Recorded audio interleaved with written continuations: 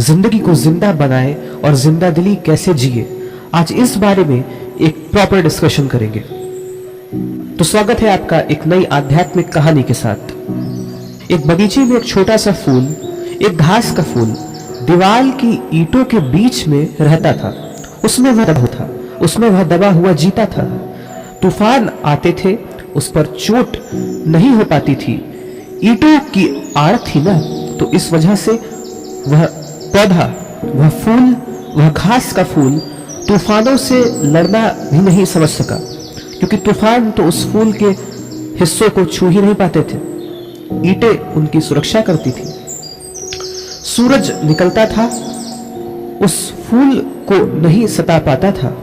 उस पर ईंटों की छाह बनी हुई थी। वर्षा होती थी, उसे गिरा नहीं पाती थी, क्योंकि वह जमीन पर पहले से ही लगा हुआ था। वह जमीन से ही उत्पन्न हुआ था। पास में ही एक गुलाब का फूल था।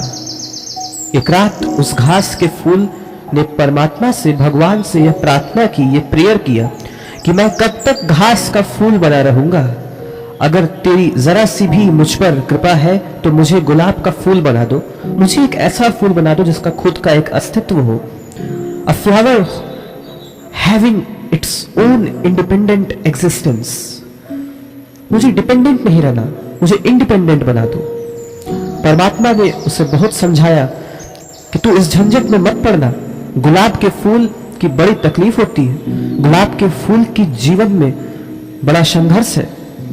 जब तूफान आते हैं तब गुलाब की जड़ें भी उखड़ी उखड़ी हो जाती हैं, और जब गुलाब में फूल खिलता है तो खिल भी नहीं पाता कि कोई तोड़ लेता है। जब वर्षा आती है तो गुलाब की पंखुड़ियां बिखर कर जमीन पर गिर जाती हैं।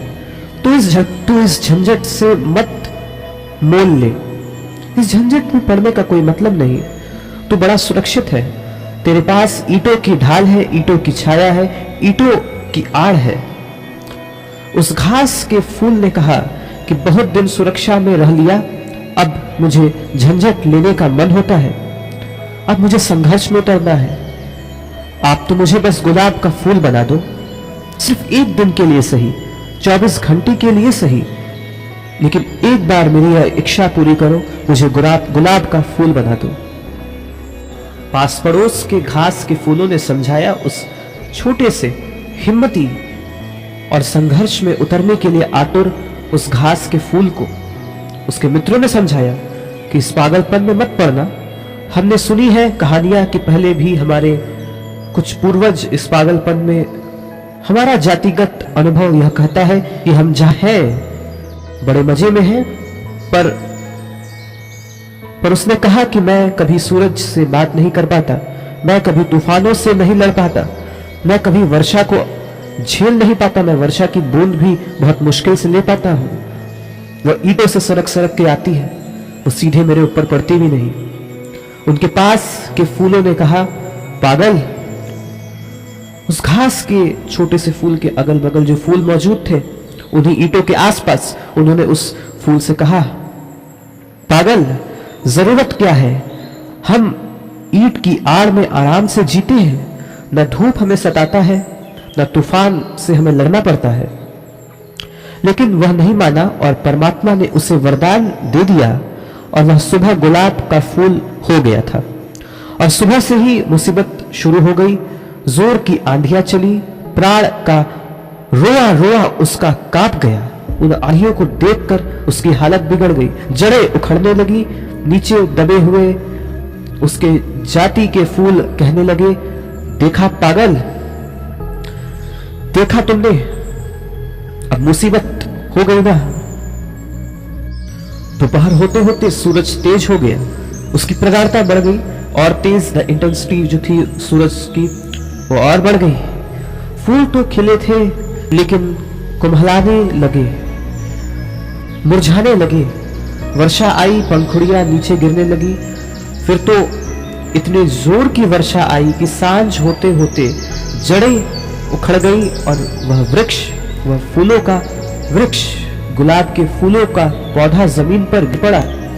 जब वह जमीन पर गिर पड़ा तब वह अपने फूलों के करीब आ गया उन फूलों ने उससे कहा, पागल, हमने पहले ही कहा था, व्यर्थ अपनी जिंदगी गवाई, मुश्किलें ले ली, हमारी पुरानी सुविधा थी, माना कि पुरानी मुश्किलें थी, लेकिन सब आदि था, परिचित था, साथ साथ जीते थे, सब ठीक था। उस मरते हुए गुलाब के फूल ने कहा, ना समझो, मैं तुमसे भी यही कहूंगा कि जिंदगी भर ईंट की आड़ में छिपे हुए घास का फूल होने से 24 घंटे के लिए फूल हो जाना बहुत आनंदपूर्ण है। मैंने अपनी आत्मा पाली, मैं तूफानों से लड़ लिया, मैंने सूरज से मुलाकात ले ली, मैं हवाओं से जुड़ लिया, मैंने हवाओं में नाच लिया।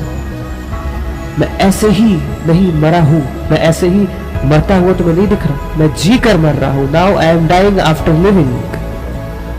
तुम मरे ही हुए जी रहे हो, you are living like a dead body. निश्चित ही जिंदगी को अगर हमें जिंदा बनाना है, लिविंग बनाना है अपनी लाइफ को, because we all are somehow living an unliving life, तो बहुत सी जिंदा समस्याएं खड़ी हो जाएंगी। हम जीना शुरू करेंगे और समस्याएं शुरू हो जाएंगी, लेकिन ऐसा होना भी चाहिए। और अगर हमें जिंदगी को मुर्दा बनाना है, डेड बॉडी बनाना है, ग्रेवरी बनाना है, सिमेट्री बनाना है, तो हो सकता है हम सारी समस्याओं को खत्म कर दें, लेकिन तब आदमी मृत व्यक्ति समान जीता है, तब आदमी मृत होकर जीता है, तब उसका जीवन गहरे में एक मृत्यु होती है और वो एक मुर्दे जैसा डोलता रहता है। He wanders like a dead body, like a dead spirit. Thank you for listening. मिलते हैं अगले किसी नई आध्यात्मिक कहानी के साथ। तब तक के लिए गुड बाय, धन्यवाद।